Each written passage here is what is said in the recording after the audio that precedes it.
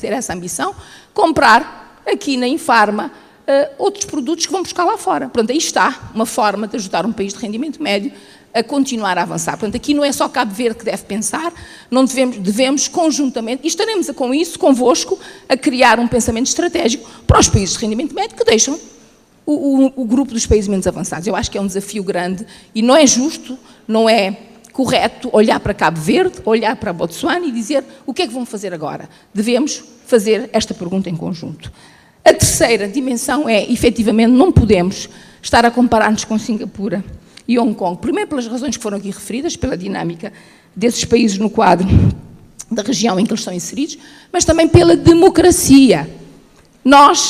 É mais difícil em Cabo Verde, com certeza, negociar rupturas, mas temos que ter rupturas, isto é evidente. Portanto, queremos continuar a ser um país democrático, não prescindimos da nossa democracia, mas tem que ser uma democracia em que o diálogo flua e que os sindicatos, as associações, o empresariado têm que conseguir encontrar as vias para essas rupturas. Eu acredito muito em soluções e estou muito satisfeita de ver agora um conselho empresarial onde está o setor público e o setor privado. Somos ambos partes da solução, porque somos ambos partes do problema. Quando se fala de competitividade, esquece-se de dizer que, para além da exiguidade do mercado e também ainda de uma burocracia, temos o problema da eficiência do setor privado. O setor privado ainda não é eficiente. Logo, é preciso que o setor privado também olhe para si e tente melhorar essa eficiência e também se espere projetos e propostas que possam ser de refortalecimento desse setor privado. Portanto, eu acho, nessa matéria, que temos que conviver com a nossa democracia, que nós prezamos com os direitos sindicais, mas temos que ter uma conversa e um diálogo que temos que fazer diferente. Temos que ser produtivos, não podemos dar-nos ao luxo de ter um código de trabalho que não permite flexibilidade e essa conversa tem que ser clara para podermos fazer diferente e ter rupturas, mas também interpelar os parceiros nessa direção. Não é justo, repito e termino, que se peça a Cabo Verde o que é que vão fazer agora, o que é que connosco vão nos ajudar a fazer, será a questão para podermos ter um exemplo de um país que vale a pena, digamos, sair de menos avançado para rendimento médio e continuar por aí fora até ser em 2030 um país desenvolvido. Muito obrigada. Eu gostaria de dar a minha interpretação deste evento. Entendo-o como um espaço de partilha de sonhos, de provocações, e eu queria trazer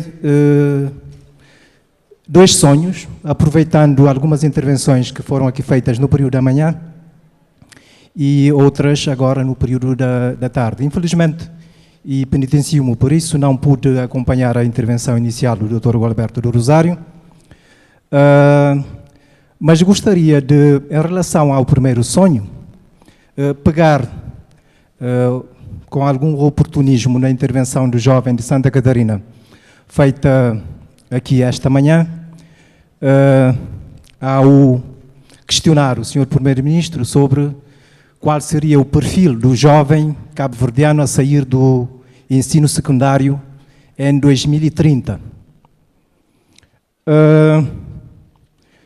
Eu gostaria de ver um jovem cabo-verdiano em 2030 a não sair do liceu, a estudar em casa, a fazer o ensino secundário, tomara que até o ensino básico, o secundário e desejavelmente o superior em casa, com apoio de tudo aquilo que sejam os recursos pedagógicos disponíveis nessa altura em Cabo Verde e com pais habilitados e com disponibilidade e com capacidade para o apoiar na sua formação integral em casa. E sair de casa para o mundo. Sair de casa para o mundo. Isto por quê? Porque nós, penso eu, devemos assumir na plenitude o nosso estatuto, a nossa condição de insulares e cidadãos deste arquipélago. Continuamos, e a meu ver mal, a apostar na construção de infraestruturas, e não quero aqui pôr em causa a legitimidade de determinadas reivindicações que surgem nesta ou naquela ilha, são todas elas legítimas, Mas penso que podemos ser coerentes com a nossa condição e apostar mais e de forma mais ousada e com uma visão mais audaz do futuro nas novas tecnologias. Tanto mais que há, desde já, disponibilidades no plano internacional de países e entidades com experiência nessa matéria e que querem nos ajudar.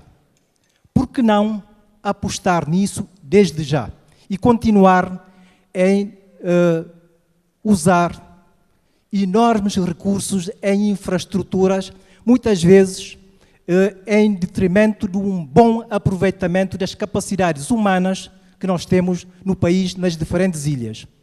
Penso que há aqui uma necessidade de sermos coerentes com a nossa condição.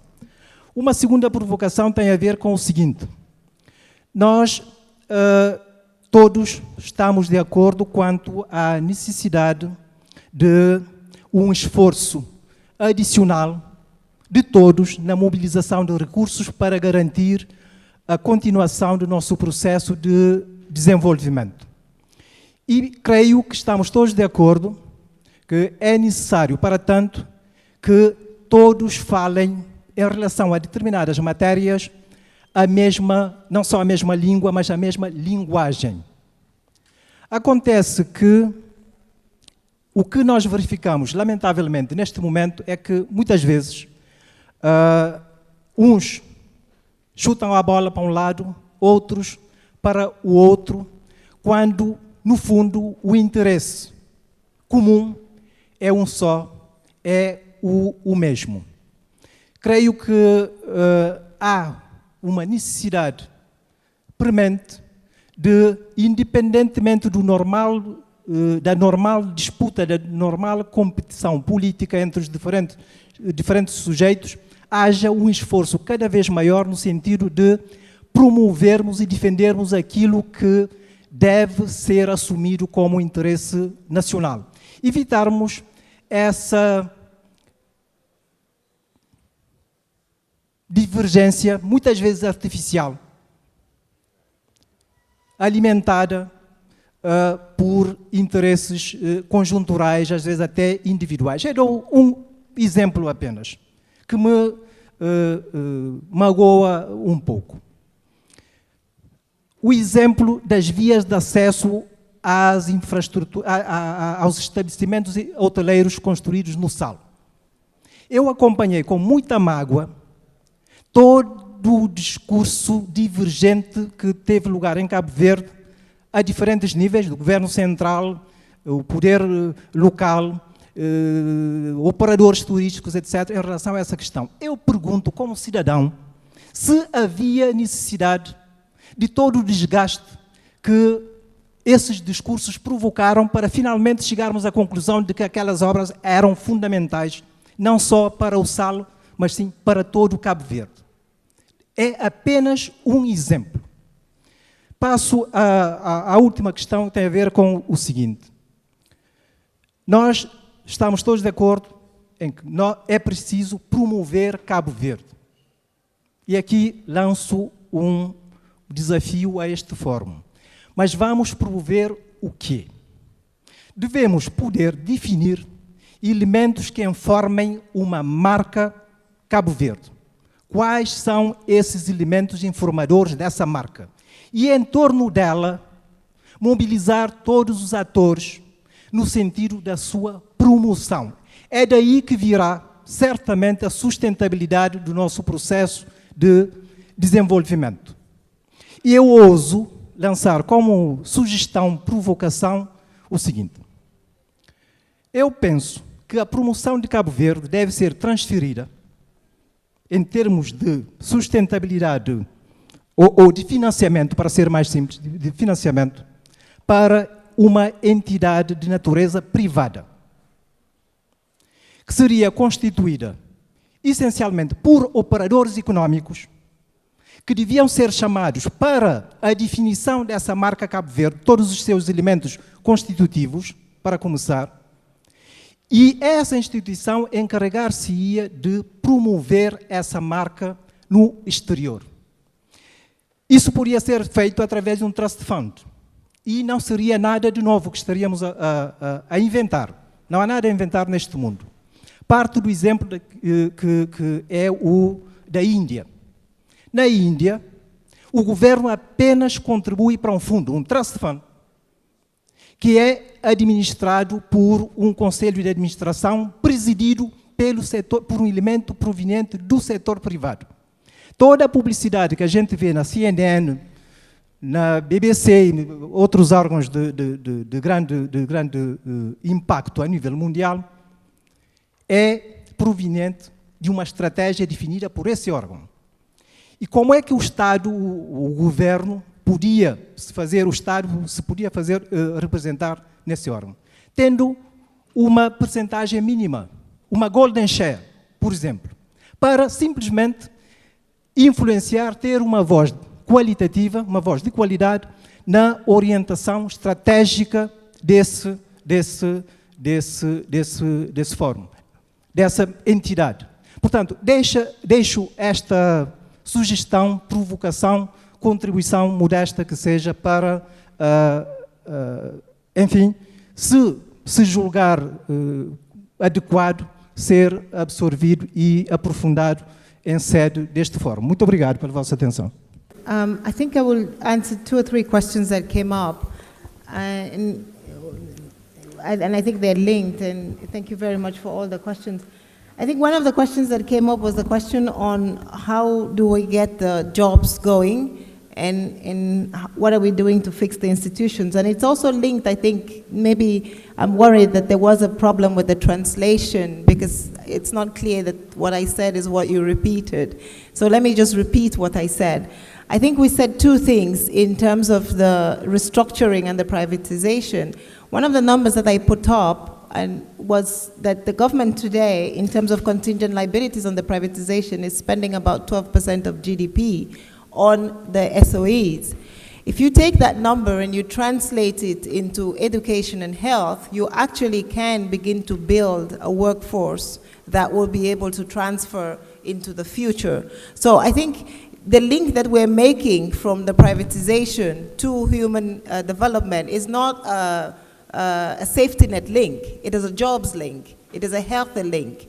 But forever, there is always going to be 1% of your population, hopefully, that is going to be in subsistence, and you're going to need to give them a helping hand, and so you keep that as the helping hand. But with 12%, on average, with about 5% of GDP in health, you can get a good health system running. With about 5 to 7% of GDP in education, you can get a good education system running. You have 12% in contingent liability in loss-making private sector. So if you just change the number around, and I think this is a little bit the foundation when a lot of us talk about the SOE reform, it's not just the SOE reform to unleash the private sector, but it's also the SOE reform that will allow us to plow back into the human capital that we need to create the future. So I think this is the trade-off in that discussion that we must continue to remember, that it's not SOE reform for the sake of SOE reform. It's SOE reform on the privatization side. And one of the things I think that came up, which goes back to your question on young people working, is as we do SOE reform, and maybe it is the fault of the development partners when we talk about SOE reform, but behind SOE reform, we have labor market reform. And basically it goes to your question, why do we have kids working and why don't we have the young people that get out of school working? Because today your labor laws do not allow for the fluidity in the labor markets that one would like. And I think that again, we go back to the consensus question. The government is working to build consensus about what kind of new labor laws one will need for these new, now private enterprises to be able to function and function adequately. So I think the system is happening. We need consensus to be built for that to happen, but it's going to happen together as a cluster. Today you have 16.4% unemployment. I think when I concluded, I said that I would like us to go to 3% unemployment in the 2030 dream. But to do that, you're going to need to have a more flexible labor market. You're going to have a flexible labor market means that you have the kind of skills that you need for people to be able to go from one part of the labor market to another. and also that businesses are flexible with how they hire, but also protecting the labor that they get. So that I don't know the numbers on child unemployment in Cape Verde, but also dealing with issues of child employment if they are a big problem and this goes back to the question on institutions as well. So basically, I think with SOE reform today, there's a lot of the reform on unlocking the efficiency in the public sector that goes through that particular process. If we unleash SOE reform and we have more private sector coming in, I think the minister was talking about revenue. You begin to get more revenue because you have a more dynamic private sector coming in. And with more revenue, you can actually have more in the private sector to do a little bit more with what you're going to have. So again, it's this virtuous circle that I was talking about when I gave the presentation. I can't show the slide anymore, but if you have the virtuous circle of 12% of GDP that is released, that comes back into spending and provides you with a lot more resources. I think your question is what can the development partners do with you? This is exactly what we're doing with you, is saying this is the process forward, because we've done it with other countries. We continue to work with China, even though China is the largest economy in the world today. The World Bank still has China as a client. The World Bank still has Malaysia as a client. The World Bank still has many of this, South Korea we still have as a client. So I think one of our advantages as a World Bank group is as countries graduate from low income to middle income countries, we have a new set of tools that we can bring to you in terms of financing, in terms of advice. And I think we're working with our mega guarantees with you. We're working with the IFC, so we start bringing in a little bit more of the private sector to come to you. So it's a different package of services that we bring. The advantage of having the World Bank is, as we say, we have experience from all over the world, and we can bring it to your country because you're specific.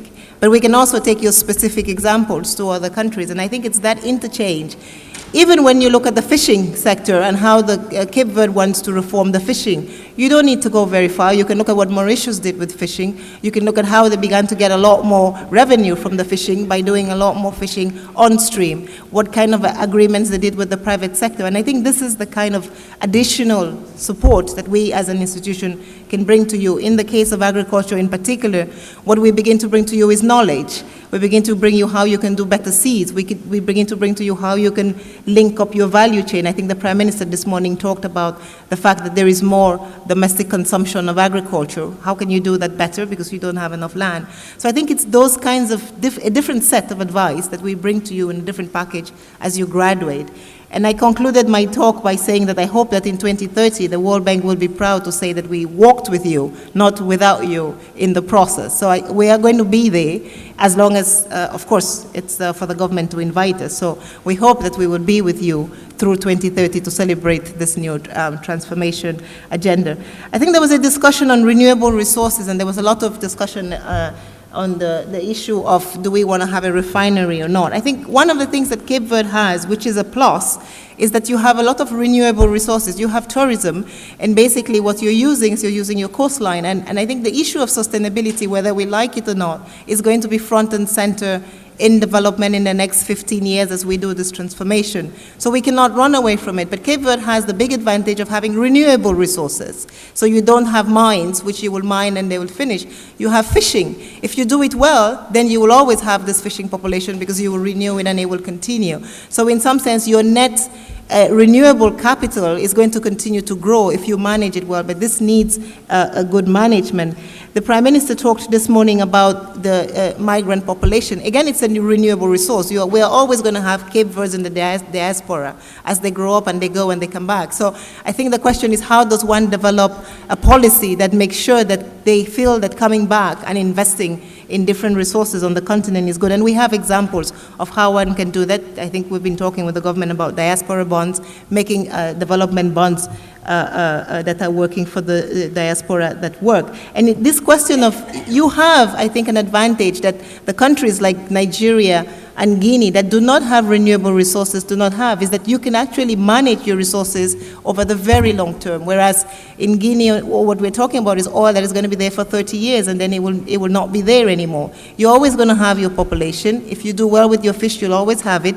If you manage your coastline well, you will always have tourism. Then the question is, how do you do that tourism so that you don't deplete the coastline and lack it? So I think you're coming from a much stronger position, and therefore the future for you, I think, is much brighter. eu estou de acordo com o Dr. José Luís Fernandes Lopes quanto à necessidade de uma ruptura efetiva com o modelo de crescimento económico de Cabo Verde.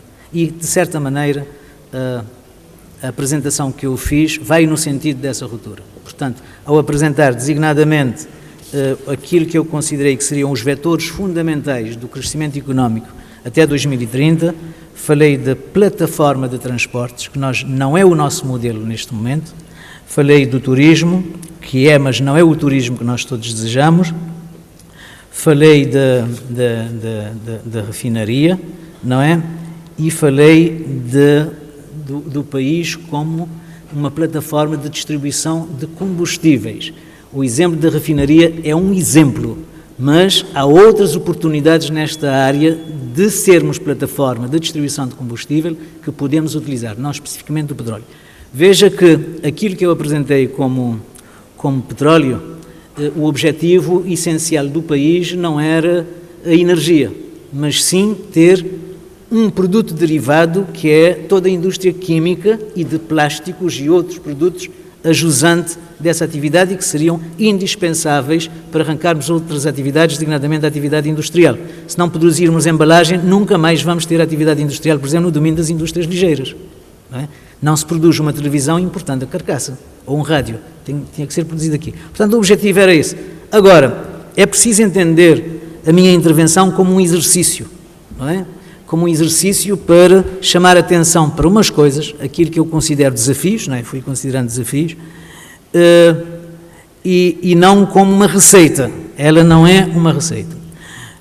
Relativamente à consistência dos dados apresentados, devo dizer que os números aqui apresentados estão muito aquém daquilo que seria a realidade se Cabo Verde fizer algo próximo daquilo que nós propusemos aqui. Porquê? Porque, isso aí respondendo ao Dr. Agnello Sanches em concreto, eu não tenho apenas que trabalhar com econometria neste domínio, não é? É evidente que pode ser um caminho, mas eu trabalho, eu estou a dizer, eu costumo trabalhar, não é? Com a análise daquilo que acontece nos pequenos países insulares, não é? Todos, não é? Dos pequenos países insulares. E os dados que aqui apresentei são consistentes, ou seja, bastaria considerar o turismo para chegarmos àqueles indicadores, designadamente aquele PIB entre os 17 mil dólares per capita e os 13 mil.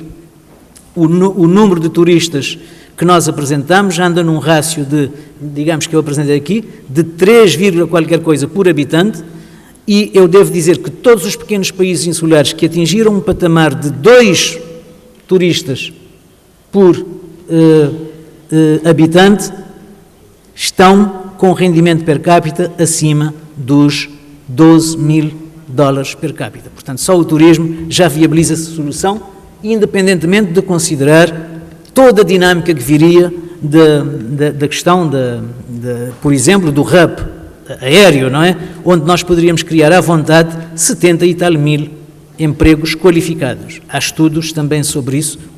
Isto é importantíssimo. O hub aéreo, portanto, Cabo Verde ser plataforma de distribuição, é uma grande oportunidade para o país, que pode ser aproveitada ou não, como outras não foram. O petróleo, que se disse aqui, o Dr. Alfaro Armada falou de refinaria de pós-independência na Salamanca, mas quando eu era estudante de admissão aos liceus, tinha 11 anos de idade, havia uma refinaria para São Vicente, está no Matosinhos, neste momento. Portanto, nós temos perdido estas oportunidades históricas, não é? Eu disse no fórum que antecedeu este, em 2003, que nós somos um país de oportunidades perdidas. Por acaso, o Dr. Correia e Silva também retomou esta questão recentemente. Portanto, mas a consistência dos dados está nisto. Eu trabalhei com taxas de crescimento que variam entre os 10% e os 12%. É algo perfeitamente, eu penso que qualquer de nós compreende que isso é possível. Não é? E mais, não considerei na projeção dos dados os anos de 2014, 2015 e 2016. Considerei-os que são anos, entre aspas, neste caso, perdidos, não é? Sim, concorrentes. Há concorrentes, sim senhor, para a questão do hub. Há concorrentes. Temos Portugal como concorrente, temos o Marrocos como concorrente, temos Angola como concorrente, temos os Emirados Árabes Unidos como concorrente porque estão a trabalhar em parceria com a Angola, por exemplo. Todos estão aqui naquilo que é o nosso espaço. Agora, não é o medo da concorrência que nos deve afastar, não é, da ambição, porque nós temos melhor localização do que o líder deles. Isso temos. Temos é que reunir outros fatores. J'avais 2 ou 3 petites questions. Je commencerai par la dame qui m'a posé la question sur notre réponse au problème de chômage des jeunes au Cap-Vert. Je dirais notre réponse globale, en tout cas pour la question de chômage de manière générale, c'est de créer la croissance, de créer des investissements, un cadre favorable aux investissements pour créer la croissance et créer des emplois. C'est ça, emploi décent et également durable. C'est ça la règle générale. Mais il peut y avoir aussi des cas spécifiques où on cible des domaines bien particuliers pour des, comment dirais-je, un certain groupe de jeunes qui ont des particularités spécifiques. Nous avons fait cela au Sénégal où on a un projet emploi jeune que nous avons donc financé donc il y a une année qui est en cours et c'est un exemple que nous sommes en train de voir avec le Cap-Vert. Parce qu'il y a un paradoxe actuellement. Tout à l'heure, je parlais des, comment dirais-je, des enquêtes auprès des entreprises qui manifestent des inquiétudes sur le manque, une pénurie de main-d'œuvre dans les domaines bien particuliers, des techniciens, des analystes, des topographes et autres.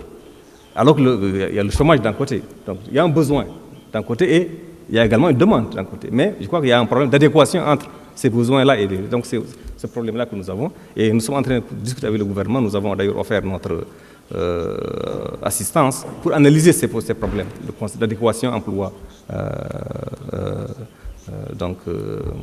à formation-emploi, pour permettre réellement d'avoir un plan d'action permettant donc de résoudre ce problème-là. Donc c'est quelque chose qui est en cours et nous pensons pouvoir essayer de trouver la solution, en tout cas à ces genres de problèmes, au niveau de la réflexion. Bien sûr, nous sommes aussi en train d'aider dans la mise en œuvre, l'appui aux petites et moyennes entreprises qui sont des pourvoyeurs d'emplois, dans la création des incubateurs pour les accompagner, pour la création d'entreprises, pour créer aussi des emplois. C'est un des domaines aussi sur lesquels nous intervenons. Le deuxième point, et M. le Président sera le dernier, c'est quelqu'un qui a posé la question sur Mayo, l'île de Mayo pour le port. C'est quelque chose qui nous intéresse parce que j'ai dit que j'étais là depuis 1991. Depuis 1991, le port de Mayo figurait dans nos pipelines. Il y avait même la saline de Mayo pour le sel qui était là, qui n'avait pas pu malheureusement se faire parce qu'il n'y avait pas le port. Donc c'est ce qui est d'un grand intérêt, en tout cas pour nous. Il y a le tourisme, il y a un certain nombre donc, de ressources au niveau de Mayo.